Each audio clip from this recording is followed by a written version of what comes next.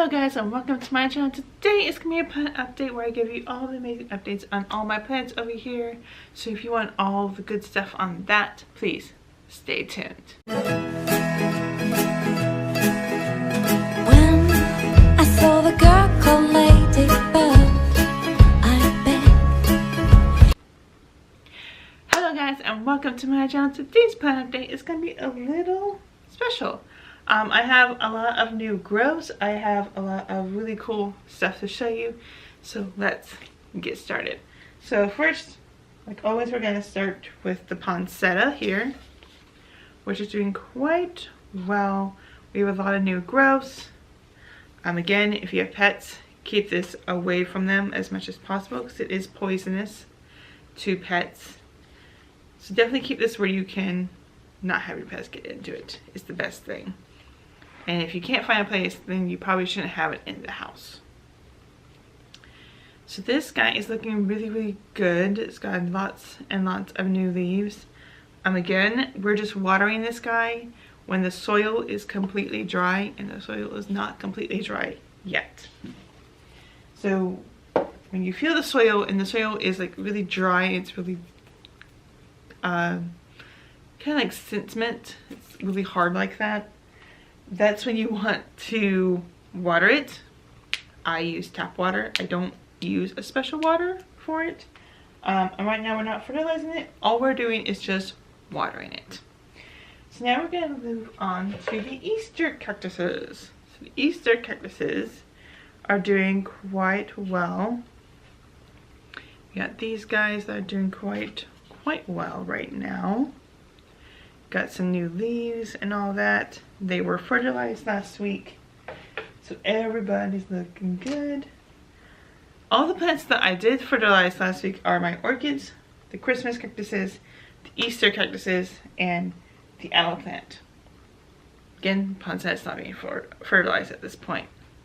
So we got this Christmas cactus, which I thought would give us blooms this season, but it did not look like it wanted to do that. So we can just hope for next season. And right now we can just look forward to beautiful blooms of the orchids and the Christmas cactuses when it gets around to Christmas time again. Speaking of Christmas cactuses, we got this guy right here. As you can see, it still has these new leaves right here that it's growing, which is really all you can expect from Christmas cactuses at this point.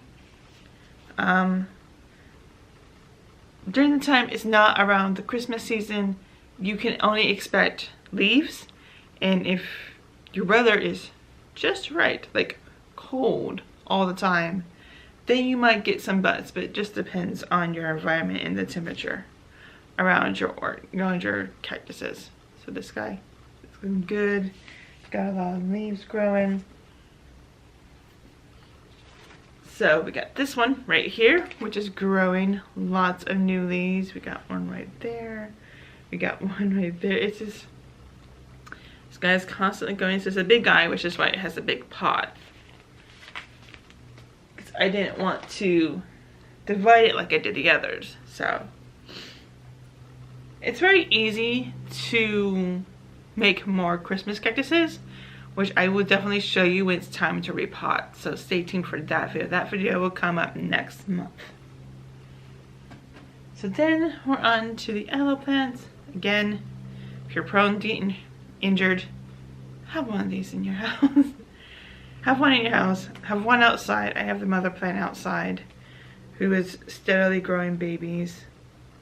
And they can grow up to 10 babies a year. So definitely want to have one outside, so you always have aloe plants outside in case you need to bring one of them inside. So this guy's doing quite well. These two are connected, so I didn't want to separate them. So I just have them like that. So now we are going to move on to my orchids. Again, my avocado seeds have not grown any roots yet, so there's really no updates on that. So now we're going to get to the orchids. All of my orchids are Phalaenopsis orchids because I love the Phalaenopsis orchid, and they're very easy to care for and they're easy to find.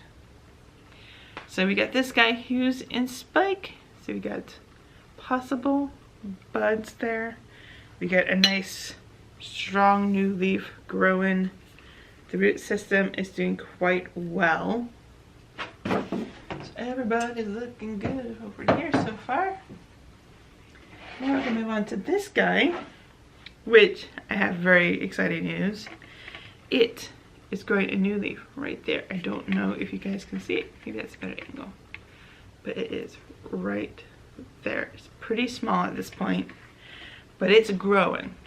We got roots growing like crazy. This flower spike is going strong right now. I had to cut it back because it was dying up there. And we got lots of roots growing everywhere. Again, I do check the root system every time I need to change the water, every time I need to fertilize them. So I do check the root system every single time just to make sure all the roots in the orchid are nice and healthy. That is what you should definitely be in the habit of doing if you have to refill the water because they drink it all, which mine tend to do that sometimes. Or you need to actually change the water because it's dirty, or you're fertilizing it. Always, always, always check the root system. Make sure they are healthy roots and not dead ones. So you got this guy right here, which is not going a new leaf at this point, but this leaf is like so big, it's crazy. And then this guy is still in spike, which is insane. And again, at least two possible buds coming in. And then this guy is just growing steadily. And on this side, we have a root system right there that's growing. So no new leaves, no new flower spikes, but the one it has in spike is doing quite well. So now we're going to move on to the two that do not have flower spikes. This guy does not have a flower spike, but as you can see, it's growing a leaf, which is amazing. And the root system is just growing really nicely, especially these new roots right there. Got 3 new roots right there that are growing marvelously.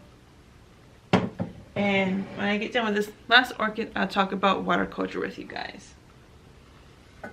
Here's the last one right here, which is going quite well. We got a nice leaf right here. I think this leaf's gonna start going soon. Got good roots, good root growing in the water.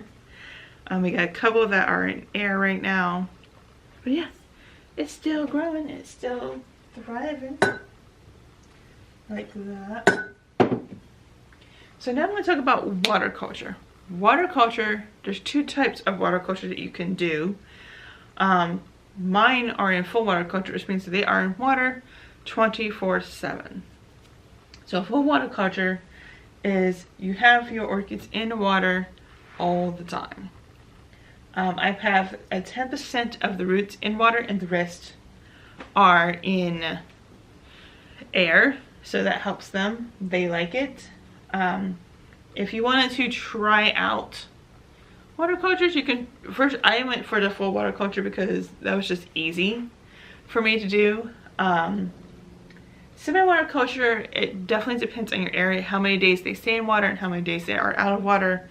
Down here in Florida, if you have an environment like Florida, I recommend 5 days in water, 2 days out of water because it's so hot here, which is Florida. So yeah, that's definitely something I would do. But if you want to try something, go for full water culture or the semi-water culture, and at least be doing it for 3 months. Because usually after 3 months, you can tell if your orchid likes that or not. I've been loving the full water culture. So have they, obviously, because they keep growing, they keep growing. So definitely try it for 3 months, and after the 3 months, you'll be able to tell if your orchid likes it or it doesn't. If there's new growths, if there's new roots, or extending roots, or new leaves, or flower spikes, or extending flower spikes, secondary flower spikes.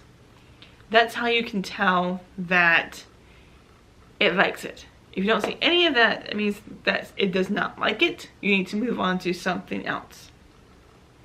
So if you start with the semi-water culture where you're just having it water at least 5 days a week, you might want to move to full water culture where you have it in water all the time. Maybe it wants to be in water all the time. Every orchid is different, so you just have to kind of experiment with them. If you're going to experiment with your orchid, I should just do it with one orchid at first. That way, if something happens to that one orchid, you won't risk ruining all the other orchids as well. So definitely, if you're going to experiment with your orchid, do it with one at first, and then see how that goes.